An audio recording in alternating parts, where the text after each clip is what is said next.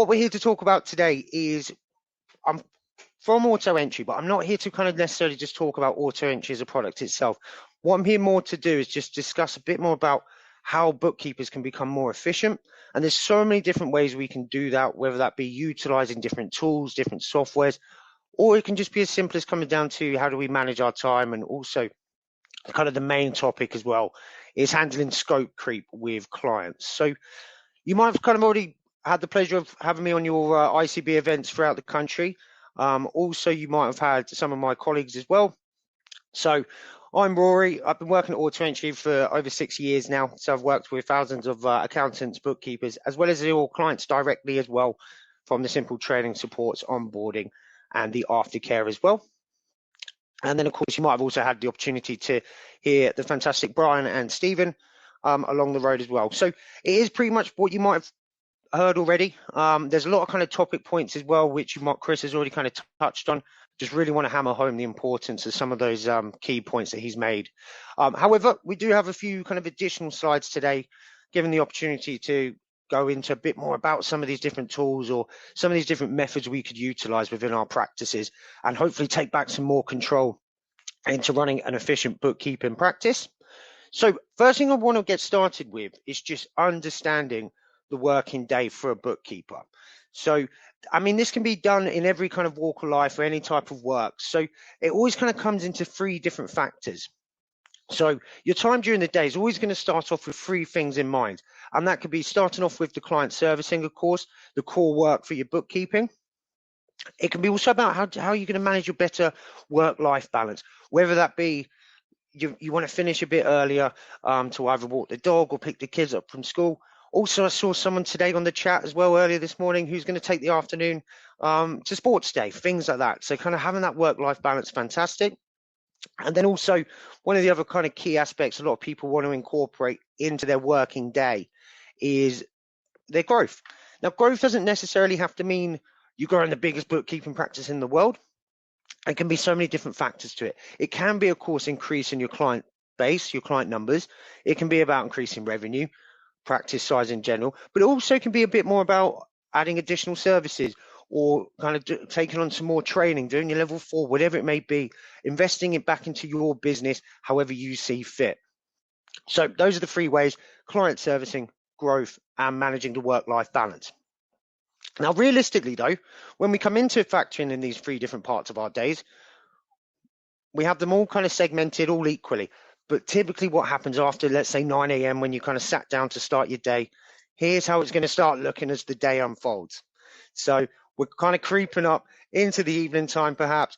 And all we've done today is we've just focused on our clients. Chris made a really valuable point, and he kind of kept mentioning this throughout the tour, was bookkeeping as an industry is probably the only industry where you put yourself behind all your clients. You focus predominantly on your clients and make sure their needs are met. So that can be, of course, hitting deadlines around January time, or, as I say, just generally servicing the clients, just to kind of focus on their business, but whilst also kind of putting your business on the back burner. So what we're going to hear, hopefully, talk about today and give you some key takeaways is driving the efficiencies so you can take back control to your practice and see how you want to grow it and manage your kind of time and days better.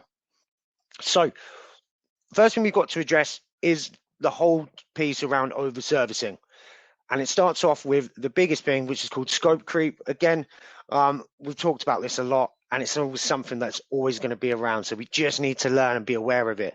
It's very simple to do the typical. Clients can call you at all different times of the day, and they say, whilst they've got you, it's like, oh, just quickly, whilst they have you bookkeeper, just one more thing, one more query, or I've just got a few more bits of paperwork here, a bit more kind of payments to kind of reconcile, whatever it may be.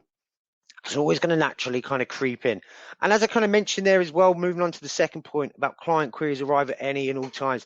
I've used this example a couple of times, but I actually got to, especially in Peterborough, I spoke to one lady there who had this exact same scenario of a client who, and it was a pharma industry, but regardless of what the industry of the client is, it can be so many different times of days they're functioning. So there's one client in mind, and my example, as well as this client I spoke to in Peterborough, was the farmer would call them at about 5 a.m., 6 a.m. just to be like, and that's the only time they're willing to speak to the bookkeeper, because then they're going to crack on with their farming throughout the day. You don't want to be doing that. You want to kind of manage your time, so then you're not having to get up silly hours just to service the client. So we always have to be aware that they are going to pop up at any and all times. And also with that, their businesses will scale. It's quite common. Again, some of the relationships bookkeepers have with their clients is so fantastic to see. Again, I've been speaking to a lot of you throughout the different shows, whether you've been working in practice for less than a year, but some of you up to 40 years, which is fantastic to see. So naturally with that, you're building up a lot of fantastic client relationships. So that could be the client, you incorporate them from day one of their practice, but then naturally they might grow, and then it could be 5 employees to 10 employees and even more. So we always have to kind of bear that in mind, and that way we're growing and kind of adapting to there. And I will kind of talk about how we rescope with that very shortly. And of course, one thing we are really going to address on as well, which Chris has kind of hammered home on, is legislative requirements. So whether that be kind of based around MTD, also digital reporting, invoicing requirements in EU, that's all going to fall onto you. So we have to kind of keep that in mind with what we're serving our clients, and making sure we're kind of managing our times better, but also allowing you to kind of, as I mentioned just before, have that work-life balance, have that growth. That's important to you running your kind of successful business for a happier way of life. So now what we're going to do, we've talked about all the negative points. Let's talk about how we address that and coming into combating the scope creep, the overservicing. The first thing that's really quite simple to do, something you can take away today if you're not doing this already, and I think it is a really kind of key point, is measuring. Just measuring kind of everything that kind of comes your way. And that could be as simple as every time a client query comes in, maybe we jot down what time that was, how long we spent on the phone to the client. There's some great kind of tools out there, but again, which is going to be like, you can install them into your browser to help with the time tracking. So you can literally fire it up. So there's one called Timebro, I believe it was. Chris actually uses that himself. He actually told me about it during the summit, because it was something actually I wanted to be conscious of with myself in my line of work. So with that, it allows me to track my time, how long I spend on a task for my client, but then it also allows me to add notes in there as well. So then that way I'm also kind of systemizing each task and each project. So what we want to do is just measure what we are doing for the client, how many queries that client might be coming in, and then of course how long we're spending with that client. Because at the end of the day, it might sound quite cheesy to say it, but you're selling your own time. That's kind of what the service is you're offering. So we need to be sure we're logging all of this, and then that way we're making the right ROI on our time given to our clients. So some of the easy ways to kind of move into that as well is what I just mentioned about rescoping. There's some great tools on there as well. One of the kind of the key ones, which the feedback's been phenomenal with, is Go Proposal. Really quite valuable tool if you're not aware of it already, to kind of help you with kind of handling what deliverables you're going to provide for the client. So what you can do is you need to kind of build in the change for the client. So going back to clients' businesses can scale and get larger. So with that, we need to have an option to be able to go with that, and we have to be able to be conscious of how much we're charging. So for example, there was a lot of there wasn't every hand would go up in the room on the tour. And probably if we were to ask the same question today, if I was to mention it in the chat, how many of you have kind of increased your fees over the last year?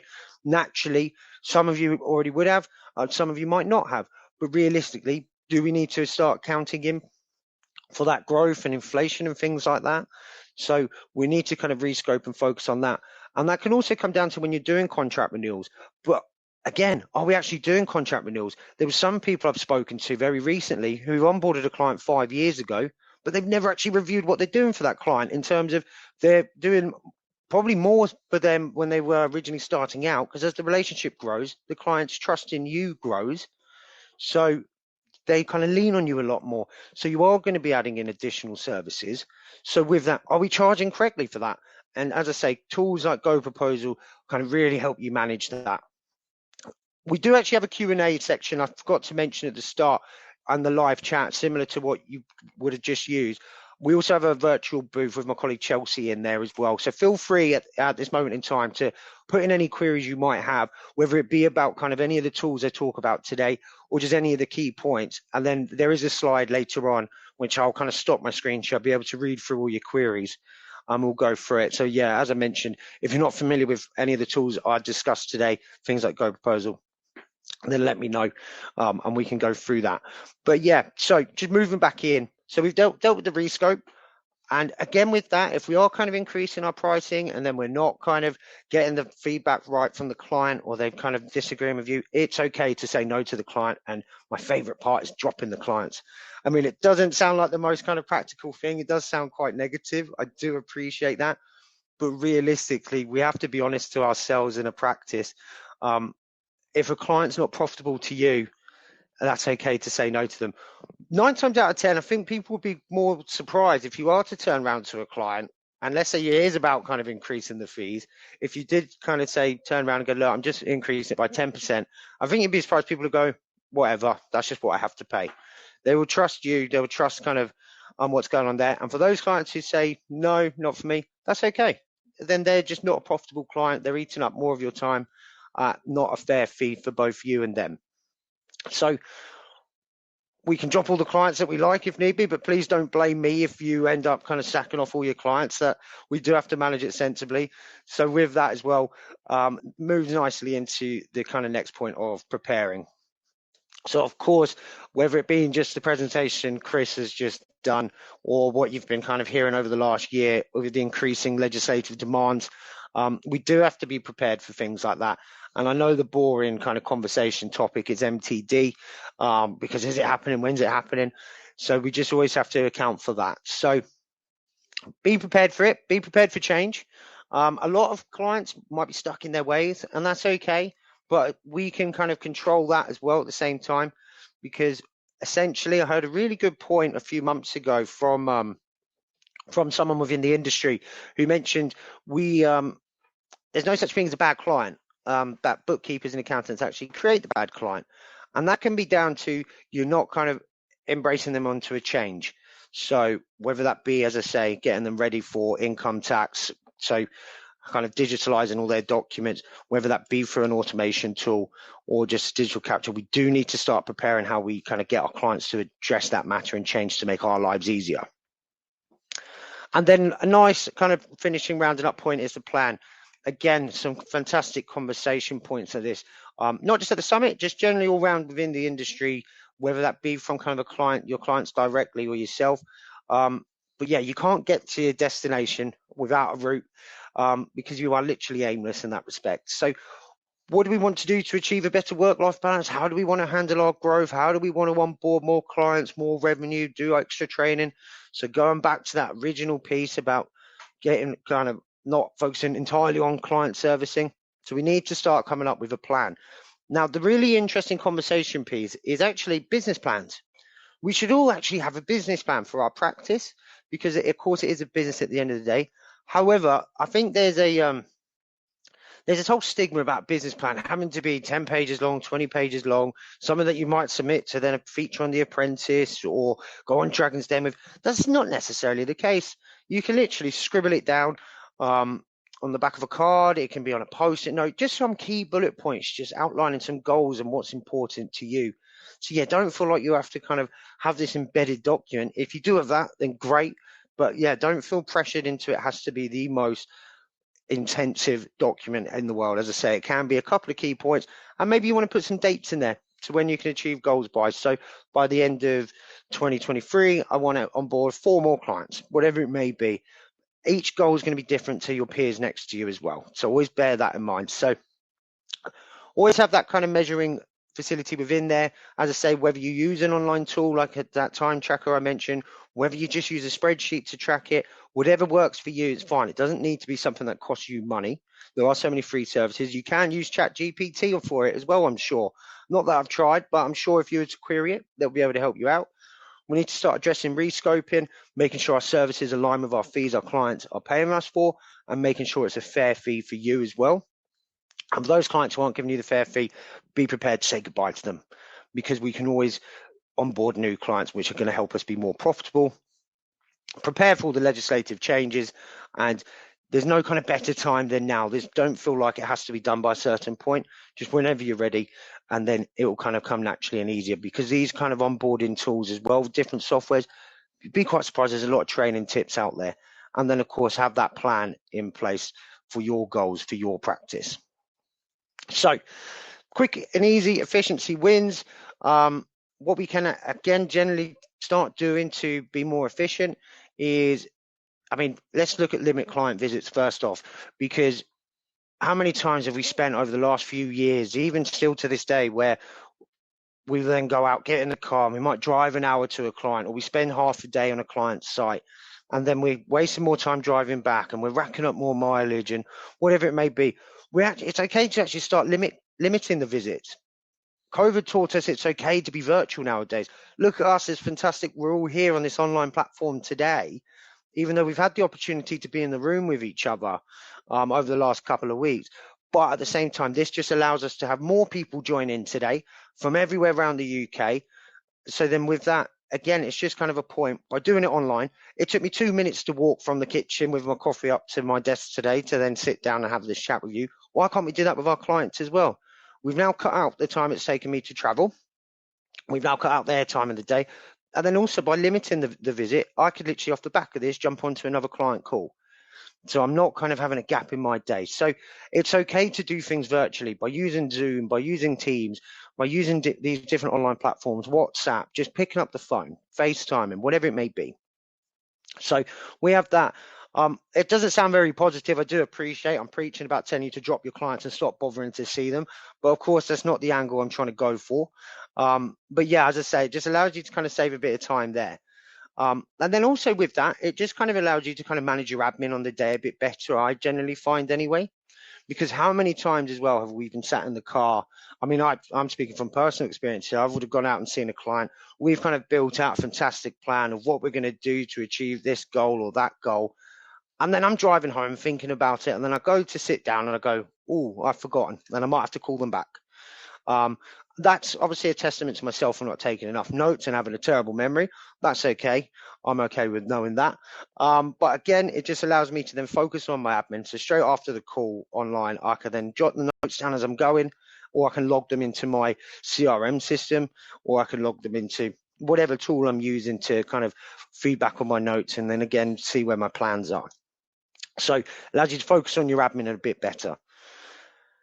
Moving on to outsourcing. Of course, I'm not talking about outsourcing bookkeeping. That would just be another negative point that I'm trying to bring down people's practices. And by no means am I. What I'm referring to here by outsourcing is just the other tools we might not necessarily be the best at. I know some of you out there will be somewhat tech savvy, and that's fantastic to see. But if you're not, it's okay. So there's great tools out there to kind of help outsource your web development, whether that be you have a client or a family friend who might be able to help you with it, or generally you can find just these templates. So what you can do, outsource kind of the work that is not necessarily for you, that you're not best at, whether that be about social media campaigning or just general marketing, things like that. Try kind of offload as much stuff outside of your bookkeeping remit as you can. In certain scenarios, it might cost you more money, but in the long run, just think how much time back you can gain for yourself. As I say, not everything has to have a price on it either. So yeah, be willing to outsource some of the other tools within the practice, have trust in other kind of businesses as well. And that also comes down to organizing as well. But organizing, what I'm referring to here is just kind of generally knowing where everything is within the practice, whether that be general HR documents, whether it be letters of engagement, your templates, or just again where you're finding all these notes you might have written down, or the time tracking you're using. So just make sure you have a kind of a clear organization structure. So taking that time out to standardize your filing processes, it does honestly really help. And some of the feedback, again, I've had from clients directly, straight off the back of actually these tools. Again, everyone's got different ways of doing this, but finding your way just makes your life a lot easier, helps again save you time. And then if you are kind of limiting the client visit and jumping on a call with them, you can just have, whether you're working on 2 screens or not, you can just generally have them all to hand, they're ready to go. So again, you don't have to faff around, go for your filing cabinets, things like that. And then that kind of lets us wrap up quite nicely about systemizing everything. So systemize each touch point using software, or at least have established checklists so you're not reinventing the wheel each time. We don't need to do everything different just because a client is from a different industry necessarily. So it's almost like the same as if you've ever done kind of a KYC or any kind of form of risk assessment. So you've always got those clear kind of bullet points you have to tick off. we should do the same in our practices for our clients when we're onboarding them. So whether that be, have we done enough marketing to onboard the clients? Have we sent out the quote for the client? Yes, we have. So we send the tick. Who are we kind of contracting in for the work, if anyone, or what we outsource, and tick that off. So just kind of have like set goals, key bullet points, which again, just for every time, it's whether it's a client or a particular service you're offering, that you're just ticking them off as you go. So again, you don't ever have to kind of, I mean, we all can have a foggy brain every now and again to look at things and go, oh, I can't remember if I did that. Then you scroll through your emails trying to find out. So yeah, just by having a clear, whether it be a notepad and pen or again on a spreadsheet, just ticking off all your tasks that you've done, just to ensure everything's kind of consistent within the practice as well. And then the last thing, which I'd like to think I'd know something about, being from AutoEntry for so long, is automation. What tools can we use to automate everything to make our lives a lot easier, but also at the same time just being really conscious and aware that by using all these automation tools, it's never going to take away the impact a bookkeeper has with their client, because as kind of Chris mentioned, as I'm sure you kind of spoke more about the book, The Human Firm, what that points go into is automation will get you so far, but it's never going to take away the human touch. But why not make your life a lot easier so you can focus on being the best bookkeeper you can be by automating other tools? So what we're going to do now is we're going to kind of start looking at some of the tasks we can automate. And then what will be slightly different about this presentation to the ones you might have seen along the journey over the last couple of weeks is I'm actually going to kind of dive a bit more into some of these points, and then kind of give you an idea of different kind of tools we can use and where you might be able to find these tools as well if you're not already. And as I say, feel free to engage with us about them. We'll do our best to kind of help you out. But yeah, so let's start with what tasks we can automate. First one's first, appointment booking. Honestly, when we brought this in for AutoEntry, for myself anyway, having appointment booking, just having clear calendar structures was so impactful, because I'd have days where I'd be working from 9 till 9 p.m. without consciously realizing, especially when we started working from home. But by using kind of different tools, just of course you've got your Microsoft Office calendars, but you've also got tools out there like Calendly. Just allows you to pop in the hours that you're working, and you can also just kind of course, just automatically file meetings into that time slot. But what's really powerful with this, which massively helps, is give clients access to you. But if you feel like you're sharing the link to your diary to the client, and you might feel like, well, they're just going to bombard me. Not at all, because you can control what times they can book in. On certain tools, you can say clients can only book in once a week. So again, you can limit kind of what time scales you want to give the client to work around your time and what time's best for you. But you've always got a clear structure, and you can also have an agenda in that call. So for example, in the tool I use, Calendly, it asks people to fill out questions before they book in a time with me. So then that way I know exactly what the call's about before I get into it, and they can book in either half an hour, 15 minutes, 45 minutes. And that will be based off of the answers they give me. But as I say, you can have that built into Microsoft Office as well. So again, just allows me to kind of jump straight into the call, knowing exactly who I'm talking with, what I'm talking about. And then there's no kind of 10 minutes kind of at the start trying to realize, oh, what are we here, making sure we're all kind of in the same synergy. So give people access to your diary, but at the same time, you're controlling who, what, and how long they're in there for. Other tools we can automate here, client management. So practice management software might be overkill for just one person. Do appreciate that. But there are many kinds of CRM systems or tools out there that we can use. Of course, you have your giant tools, things like Salesforce, things like that, but we don't necessarily need to have that. You can, again, file things on a spreadsheet. It might not be the most practical way for everyone. I do appreciate that, but it's about finding what's right for you. So yeah, find a way to kind of manage the practice using a client management tool. Just allows you to kind of automate things like reminders when you should communicate with them, if you're doing like a quarterly or annual catch up, however often. And then it also allows you to log your tasks and have your notes. So again, you've got everything organized and systemized all in one place. So client management software is definitely something worth looking into. And as I say, not everything needs to cost money. There are kind of definitely some free tools out there to use, just about kind of taking the time out to do that research. And I'm more than happy outside of these events today to kind of help you with these as well along the way. Just because I'm branded as AutoEntry doesn't mean I don't know a thing about other kind of tools out there that other practices I speak to on a regular basis might use. So yeah, don't hesitate to kind of reach out with that as well. I'm not saying I'm a pro at everything, by the way. I do outsource that part, just so I can obviously be the honest and the best person I can be in that respect. But yeah, feel free to have that chat with me. I'm more than happy to entertain it. So client portals as well. So some services actually let you create your own branded client portals, which is quite cool. So it allows you to have your kind of consistent feel across all the tools or the engagement you might be having with your clients. So client portals is again something that's really kind of handy to have automated, because what you can use these for as well is you can just use it to kind of drop off documentation. So whether that be kind of copies of passports or letters from HMRC, just something like where you can share kind of documents, tax returns, things like that. There's actually a file management tool within AutoEntry as well, which kind of almost helps as a client portal, which is just it's completely free to use as well. I don't know if everyone's aware of it, but with that you can just put whatever documents you want in there. I've seen people put holiday photos in there. Doesn't cost anything to use, so it's kind of a nice, easy online storage facility. And then you've also got your other tools out there like Oversuite, which is built by GoProposal by Sage. Which is more for, of course, where you can store your letters of engagement, and of course GoProposal storing all your proposals, things like that. But yeah, just generally client portals for kind of online document storage is a massive one, and again that's going to help with change for legislative requirements. And then one I imagine quite a lot of people are already using, but it's just worth pinpointing, it's just kind of reconciliation tools and open banking. If you are using tools like Sage, Xero, QBO, then you have to start. If you've got the access to it, definitely recommend using it, because within the accounting software, just having that kind of payment collection is very sophisticated. Where how it's automated these days makes it easier to kind of do your bank recs. Of course, some clients might be funny, or they might not actually have access to open banking, and do respect that. But for those who do have it available, it's definitely one to massively help save time.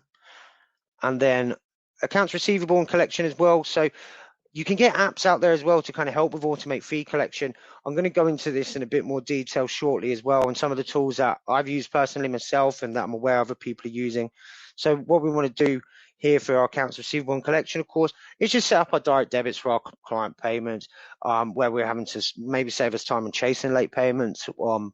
But in that scenario, if we are having to do that, again, there are tools there such as Chaser to allow you to kind of chase those late payments. And then mileage as well. So apps that work like GPS and track driving, even preparing HMRC compatible reports for mileage expense claims. So these are all kind of the different tools we can automate. I'm now going to kind of go into a bit more detail about them. As I said, I do encourage you to have a chat with us. Might not be able to give you all the answers today myself, but at least we can kind of engage with it and pick up this conversation outside of today. So I'd usually ask at this point, when we were actually at the event, we would use AutoEntry, but I appreciate it's a bit different now. And then I kind of go and talk into that spiel. But first, I figured it was important to actually kind of step away from that, because there was a lot of people already aware of using AutoEntry, or they might already use Dext or HubDoc, whatever it may be. And that's fine. So I wanted to bring it back and talk about these different tools in a bit more detail, just to hopefully advise you in the best way possible. So automatic bank reconciliation. So it's one of the lowest hanging fruits for any accounting professional, because it automatically, of course, reconciling bills and regular payments against the bank statement for you. So that's a big bonus instantly right there. And then, of course, having connecting the accounting software with the bank, then the software will actually help you match ledger entries against the bank transactions. So again, that's a massive time saver to kind of allow you to drive the efficiencies within the practice. And then, of course, you're connecting where you're connecting the bank transactions and they're coming through. You can then actually create rules. So what we have to do next time is just check to ensure everything's actually correct. I know it might sound like a pain. You ideally want it to have everything 100% for you, but kind of Chris's example of ChatGPT is not always going to kind of give you that human expertise. It can easily kind of help you get 90% of the way, but it's always, automation tools are always going to ask a human to just to double check and verify everything. So that's kind of where the human touch aspect definitely comes in. And then it's also worth kind of highlighting other tools in the accounting software like automatic invoice reminders. You don't have to chase if an invoice isn't paid within the term dates, it will do it for you. The software will fire off a reminder email. The one that I've kind of seen predominantly around the industry, of course there are other ones out there as well, it's just tools like Chaser, as I just mentioned. So You've got those options there as well, but also that's kind of you'll have that embedded within your accounting softwares too. So this is kind of going back to the accounts receivable as well. So how are we actually going to get paid faster by clients? So services predominantly used, probably most popular one, and definitely highly recommend it because so many tools integrate into Go Cardless. So they just allow you to automate the fee collection and the one-off payments, because getting money from clients can be a pain. Nobody wants to pay their accounting professional or their bookkeeping professional. I'm sure we've all probably dealt with a client like that in the past, and that's okay. So direct debit is the answer in majority of scenarios, especially if it's obviously a recurring service that you're offering them. So just by having that direct debit piece automated, you don't always have to double check everything. If you don't work on direct debits, that's okay as well. These different tools also allow you to collect one-off amounts as well. I do appreciate there are costs involved with using these kind of additional services, but in a lot of these scenarios, charges are generally quite low. So they can be as low as kind of 1% and plus 20p for Go Cardless. But if the fee concerns you, then just remember that if you're spending 15 minutes making a call chasing a late fee payer, you could be spending that time earning your hourly rate. So it does kind of pay for itself in the long haul. And then again, I've put on this slide about talking a bit more about Chaser, but I've already done that, and I'm not here to promote that too much. So, but again, it's just coming down to using these type of tools to automate that collection piece, so you're not spending your time on the phone constantly to the client, where that your time, and the cheesy saying goes, time is money. So we're going to talk about contracts and service pricing now. So issuing a contract, it should be done for all new clients, let's be real, but appreciate not everyone does that, especially if you're kind of just starting off. You might not have kind of considered it because you kind of focus on about being the best bookkeeper you can be, but we should be issuing contracts to all of our clients. So and all these contracts have to be, it has to be listing, of course, your services that you're offering, provide a fee schedule as well, and detail any deliverables, and at the very least, put kind of the pricing on there, of course. There's some incredible contracts I've seen where people don't highlight that and what the fee should be. But I do appreciate contracts might seem like a lot of faff, but they do protect you against two things, and the main one being scope creep, because by having a clear, robust documentation, by highlighting what your fees you're offering, what detail fee you're going into. So for example, how many transactions are you reconciling, how many invoices are you taking on from them, whatever it may be, as long as you're putting that in the contract next to the price, and then where it allows you to stop with the scope creepage, you go, okay, well, you're outside of this remit, so it's going to now cost you X, Y, Z. So tools like that, like Go Proposal, is where it really does kind of help you manage that. So if you haven't got like a contract in place system at all, then you definitely want to look at things like that. So, I mean, a good scenario actually would be, so if you start working with a chap or a chapette, shall we say, who might run a retail business, within a few years, he's opened a second outlet, or they've opened up a second shop, they've grown, the business has kind of grown up, but you're still processing the bookkeeping from the original point of contact, say the very first time you spoke to them, so from when they had the one kind of retail outlet. So naturally, while having the second shop, of course, that's going to increase the work. But if you've got that contract, a robust document that kind of shows the deliverables and what the kind of the fees are, when the fees are due, of course,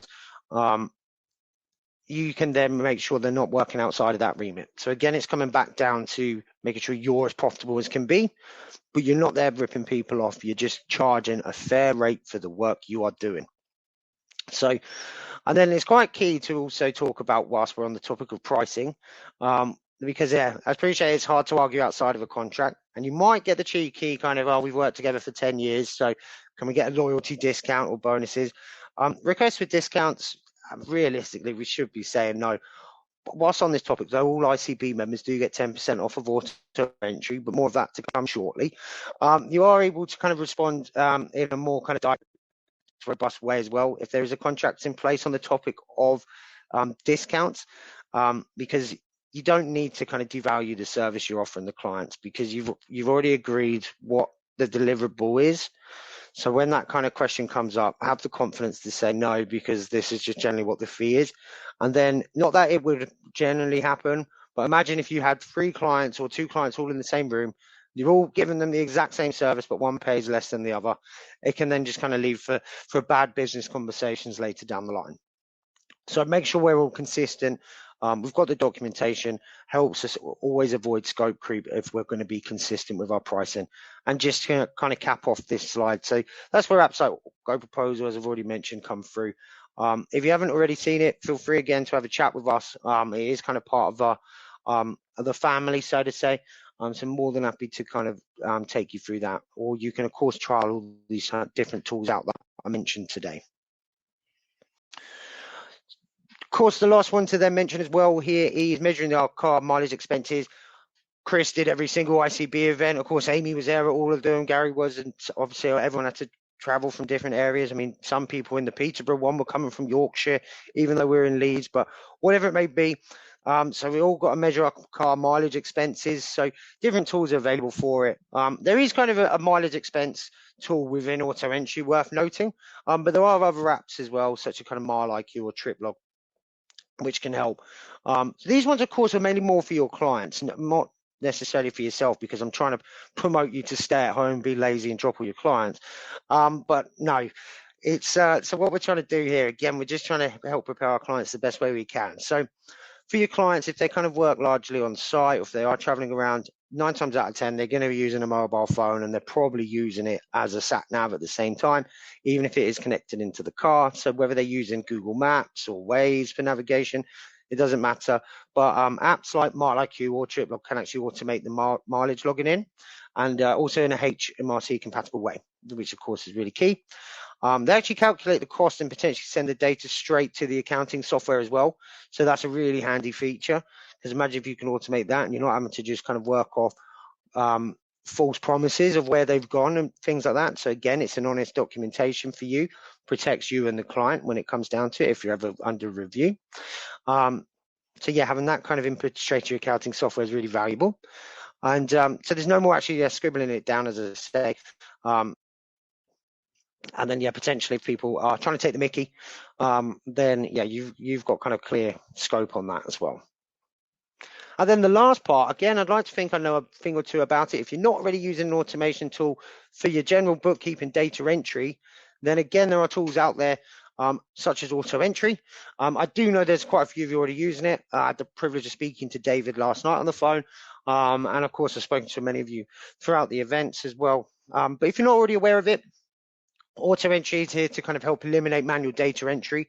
So, and what we're doing here is trying to save you as much time as possible, because generally what you might find is whatever you can type up within a year, the software is going to bring that down into a couple of hours for you. So again, it's just another low-hanging fruit for all bookkeepers by automating the data entry. Saves you having to type out the pesky invoices and receipts.